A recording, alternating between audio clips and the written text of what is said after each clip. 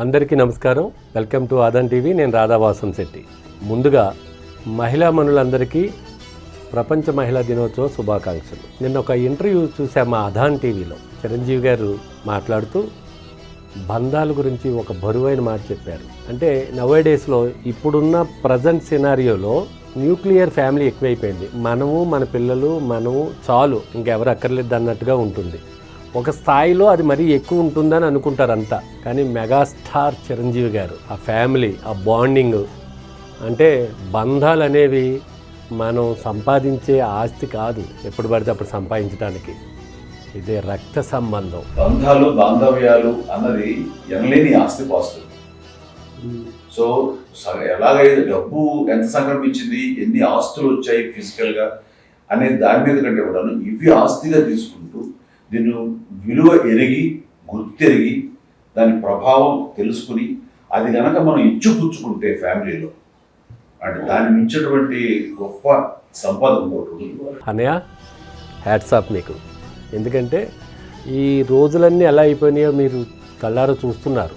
తమ్ముడు అంటే అన్నయ్యకి పడదు, అన్నయ్య అంటే తమ్ముడికి పడదు. మొన్న పవన్ కళ్యాణ్ గారు గెలిచినప్పుడు కూడా 21 సీట్లు 3 ఎంపీలు గెలిచి మీ ఇంటికి వచ్చి మీ కాళ్ళ కింద నుంచుని మీకు దండం పెట్టే ఆ సీను నా కళ్ళంట నీళ్ళు వచ్చేసినాయి. అంటే ఎంత ఎత్తుగా ఎదిగినా నా అన్నలు నా అక్కలు అనే ఫీలింగ్ డిప్యూటీ పవన్ కళ్యాణ్ గారు చూపించడం అదొక ఎత్తు అయితే, రాత్రి మీ ఇంటర్వ్యూలో మహిళా దినోత్సవం సందర్భంగా అమ్మని, అక్కలిద్దరిని, చెల్లెళ్ళిద్దరిని కూర్చోబెట్టుకుని మీరు మాట్లాడిన మాటలు అసలు ఆంధ్రప్రదేశ్ అంతా చాలా ఇన్స్పైర్ అవ్వాలి. 2 తెలుగు రాష్ట్రాల్లో కూడా ఈ విషయాన్ని చాలా లోతుగా ఆలోచించాలి. ప్రతి ఒక్కరు బంధాల గురించి మాట్లాడారు. ప్రతి మాట ఒక ఆనిముత్యం. చాలామంది ఆంధ్రప్రదేశ్, తెలంగాణలో ఉన్న బంధాలకు విలువ వాళ్ళందరికీ చెప్పుతో కొట్టినట్టు చెప్పారు మీరు.